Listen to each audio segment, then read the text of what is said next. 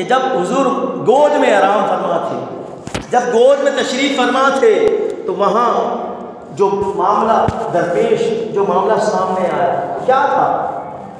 کہ سانپ نے اگرچہ کاٹا، سانپ نے اگرچہ ڈنگ مارا مگر پیر نہ ہلایا، وہ زہر پورے جسم میں سرایت کر گیا، مگر درد سے جب آپ کے آنسو ڈھل گئے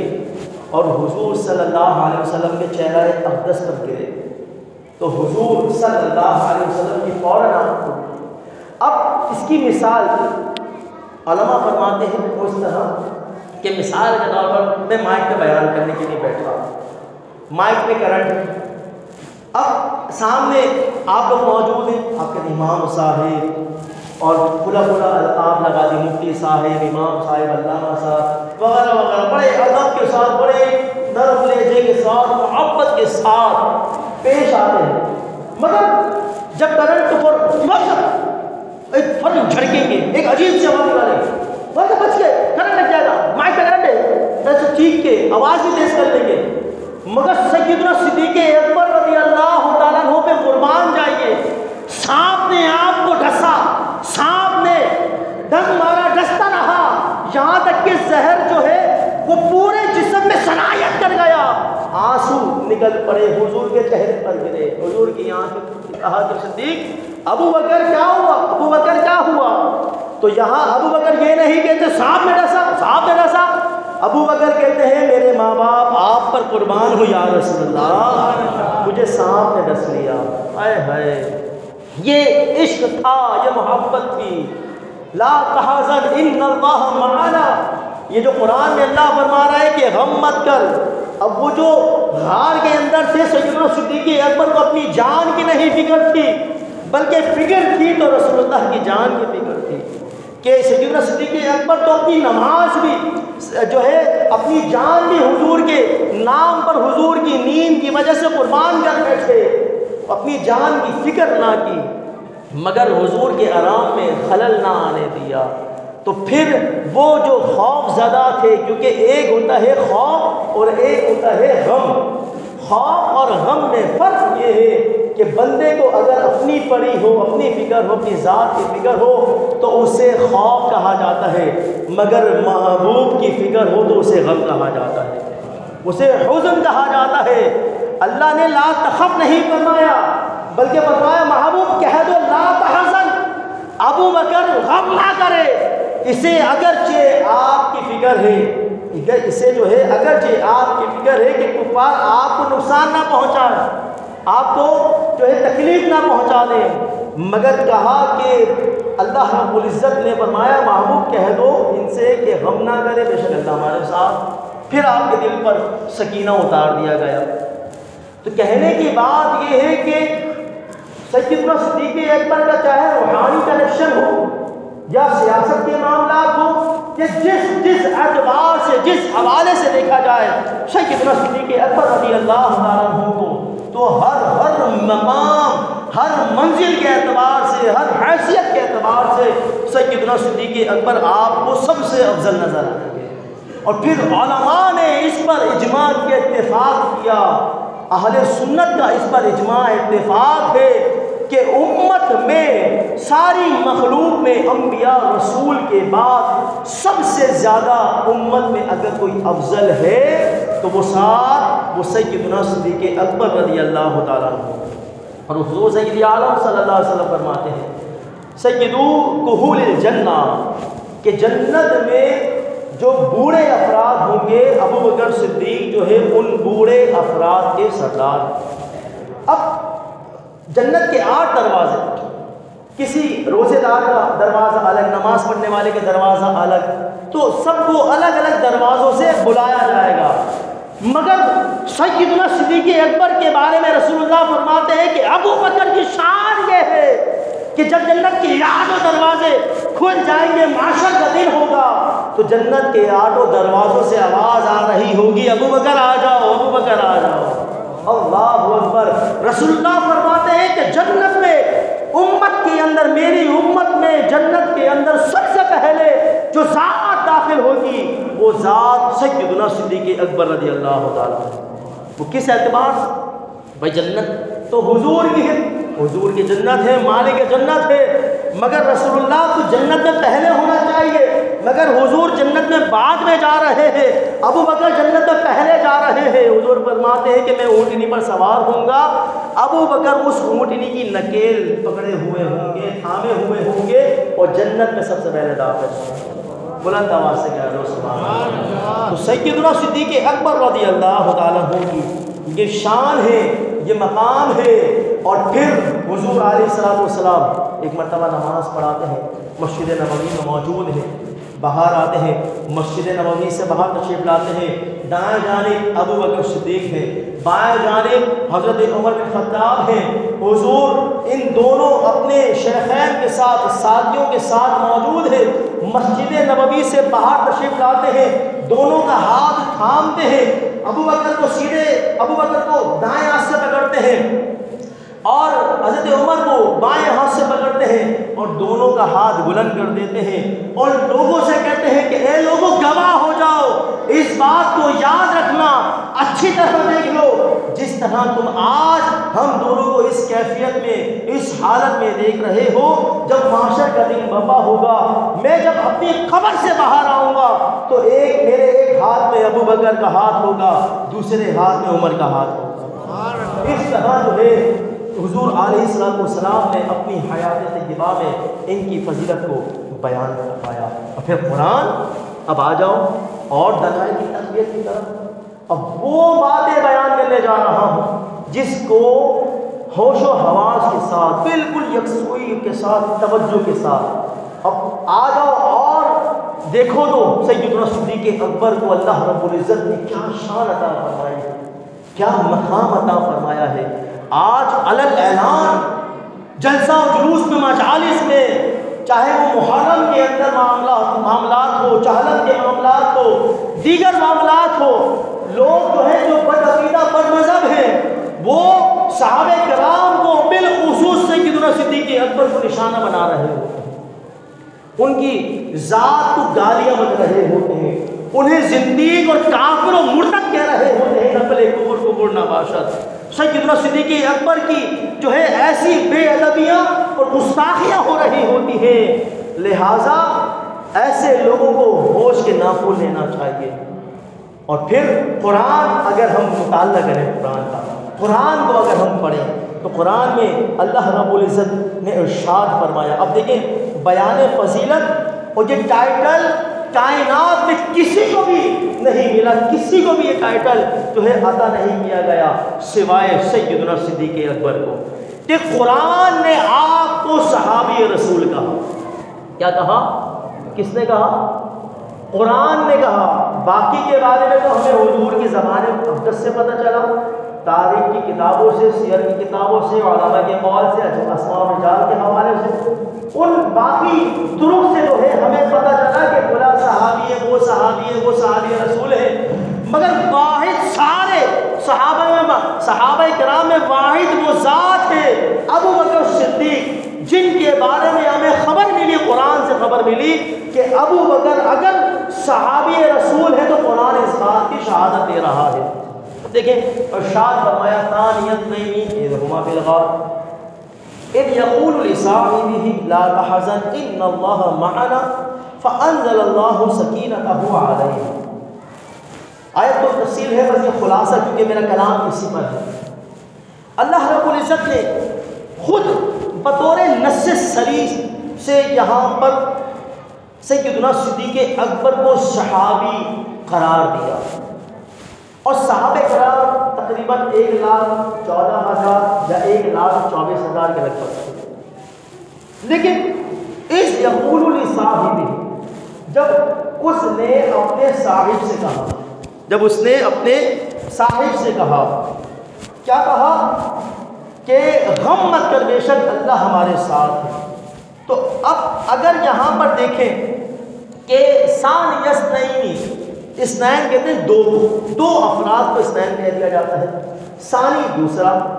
اب اس کا مفہوم یہ ہے، مطلب یہ ہے کہ دو میں سے دوسرے نے کہا۔ اب ثانی کس نے کہا؟ یہاں ثانی فرمایا تو دو میں سے دوسرے نے کہا۔ جب اثنین کی طرف جاتے ہیں تو چاہے اس آیت مقدسہ کی تفاسیر اٹھائیں، سارے مفسرین نے، ساری تاریخ کا مطالعہ کرنے والے نے، محدثین نے، مفسرین نے، سب نے، چاہے وہ اہل سنت ہو، اہل تشیع ہو، سب نے اس بات پر اتفاق کیا ہے کہ غار میں جو دو افراد تھے اس میں سے ایک رسول اللہ صلی اللہ علیہ وسلم تھے اور دوسرے حضرت ابوبکر صدیق تھے، دو افراد تھے۔ اب یہ آپ نے ایک خلاصہ سمجھا۔ اب اس میں تو کسی کا بھی اختلاف ہمیں یہاں پر نظر نہیں آتا۔ اب جب یہ بات طے ہو گئی، یہ بات متفق علیہ ہو گئی کہ اس پر اتفاق کر لیا گیا، اب یہ مختلف فی مسئلہ نہیں ہے، اس میں کسی کا اختلاف نہیں ہے، کسی مفسر نے، کسی نے بھی، کسی عالم نے بھی یہ نہ لکھا ہو کہ بھائی غار میں سیدنا صدیق اکبر کے علاوہ حضور کے ساتھ کوئی اور نہیں۔ سب نے یہی جو ہے لکھا ہے، یہی کہا ہے کہ غار میں یہ دو ہی تھے۔ اب یہاں جو بتا اس یقول لصاحبہ، تو اب یہاں فرمایا کہ جب اس نے اپنے صاحب سے کہا، تو جو اوپر ثانی یسنین، دو میں سے دوسرے نے کہا، تو بھائی ثانی سے مراد یہاں کون ہے؟ کلام دو جو افراد تھے، ان دو افراد میں سے دوسرا کون تھا؟ کس دوسرے نے کہا؟ تو اب رسول اللہ صلی اللہ علیہ وسلم کی اگر یہاں بات کی جائے تو حضور کو ہم ثانی نہیں کہہ سکتے، حضور ثانی نہیں ہے، حضور اول ہے، مرتبے کے اعتبار سے، افضلیت کے اعتبار سے، اپنی مقام اور فضیلت کے اعتبار سے، کائنات میں تمام انبیاء اور رسول میں سب سے افضل و اعلیٰ جو نمبر 1 پر ذات ہے وہ حضور سید عالم صلی اللہ علیہ وسلم ہے۔ لیکن یہاں ثانی اثنین، دو افراد جو تھے غار میں، ان دو میں سے دوسرے نے کہا لا تحزن ان اللہ معنا، کہ غم مت کر، بے شک اللہ ہمارے ساتھ ہے۔ تو اب یہاں تو اس بات میں کسی کو کوئی شک ہو ہی نہیں سکتا کہ حضور اول ہے، کوئی شک ہے نہیں، ہم حضور کو اول مانتے ہیں، لیکن اول حضور علیہ السلام کو ان کی مقام اور مرتبے کے اعتبار سے، فضیلت کے اعتبار سے مان رہے ہیں، مگر ثانی یہاں پر خود آپ کو آپ کا رب فرما رہا ہے۔ فرمایا کہ یہاں ثانی سے جو مراد ہے، مفسرین نے فرمایا ثانی سے مراد رسول اللہ صلی اللہ علیہ وسلم۔ تو جب ثانی سے یہاں مراد خود رب عز و جل نے آپ کو ثانی کہا، دوسرا کہا، تو پھر اولیت یہاں رسول اللہ صلی اللہ علیہ وسلم کے یہ جو یار غار ہے، یار مغار ہے، حضرت ابوبکر صدیق مراد ہوں گے۔ اب اول کس اعتبار سے؟ اول جو ہے رسول اللہ صلی اللہ علیہ وسلم کے یہ ساتھی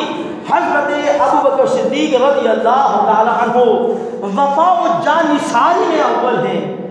صدق و صفا میں اول ہے، اسلام لانے کے اعتبار سے اول ہے، ہجرت میں بھی اول ہے، رفاقت میں بھی اول ہے، ہر موڑ پر، ہر منزل پر،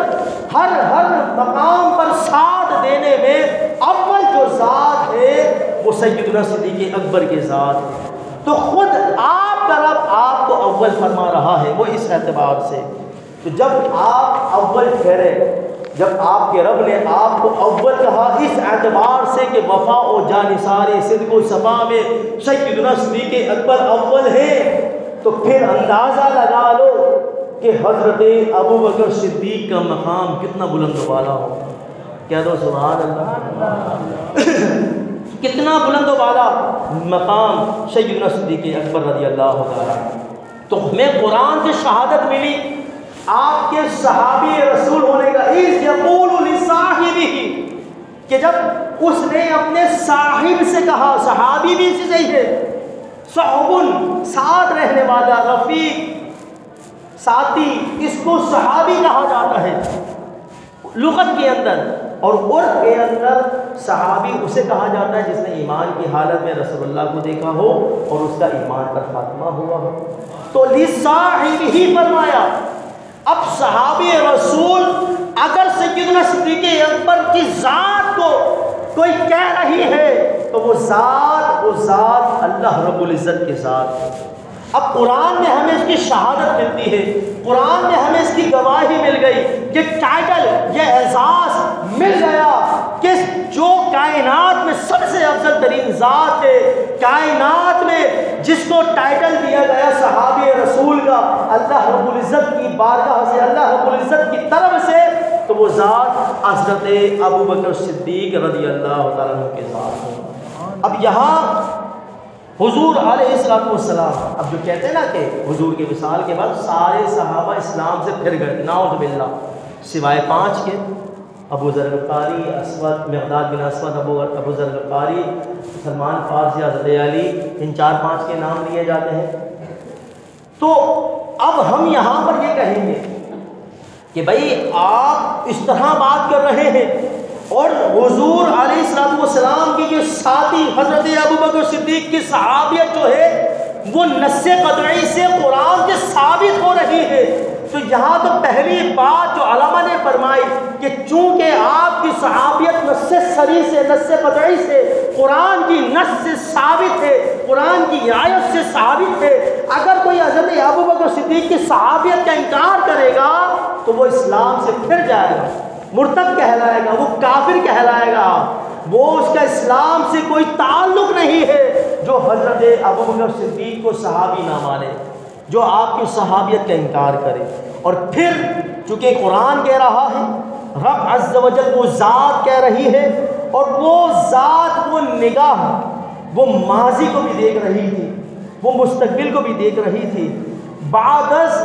عہد رسالت معاب، عہد صحابہ کیا ہونے جا رہا ہے، وہ ذات سب کچھ دیکھ رہی تھی۔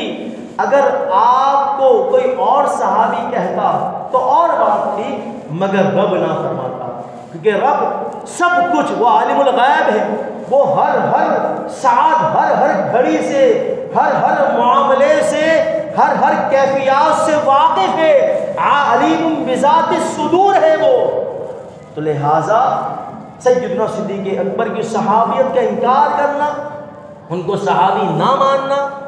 ان کو برا بلا کہنا، اسلام سے مرتد کہنا، یہ بہت بڑا کفر ہے، اور یہ مسلمان کا شیوا ہرگز ہو نہیں سکتا۔ اگر صحابیت کا، اگر سیدنا صدیق اکبر کی صحابیت کا انکار کرنا ہے تو یہاں علماء فرماتے ہیں کہ قرآن کے مقابل کوئی دلیل لے کر آؤ، جو قرآن کے مقابل ہو،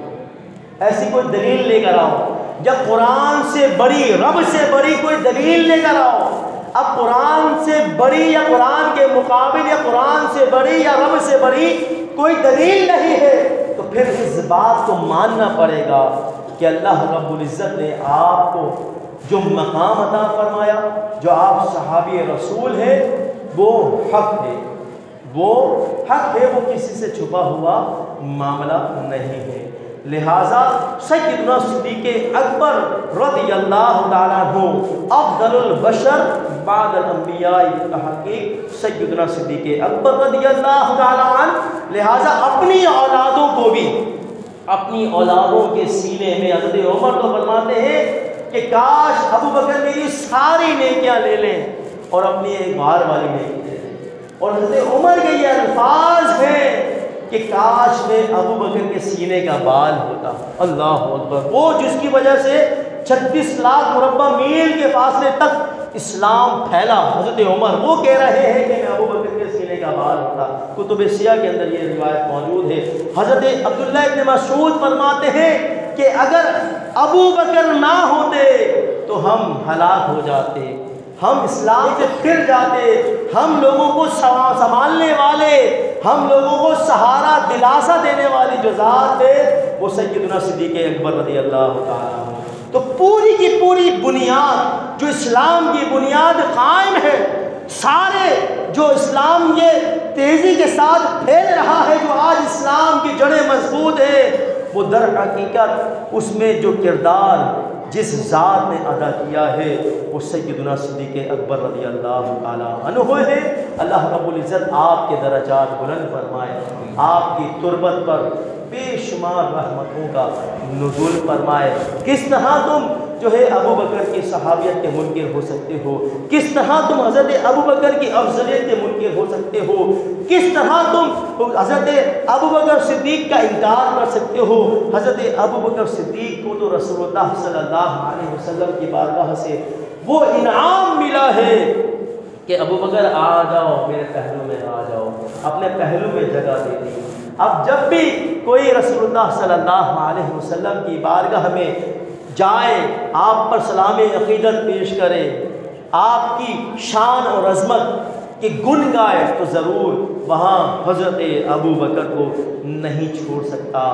یہ وہ ذات اقدس ہے، یہ وہ ذات مبارک ہے۔ اللہ ہمارے دلوں میں صحابہ کرام کی محبت پیدا فرمائے۔ گلی گلی نگر نگر ابو بکر ابو بکر، گلی گلی نگر نگر ابو بکر ابو بکر سے، گلی گلی نگر نگر ابو بکر ابو بکر، مصطفیٰ کا ہم سفر ابو بکر ہے جس کا چرچا عرش پر ابو بکر ابو بکر ہے جس کا چرچا فرش پر ابو بکر ابو بکر۔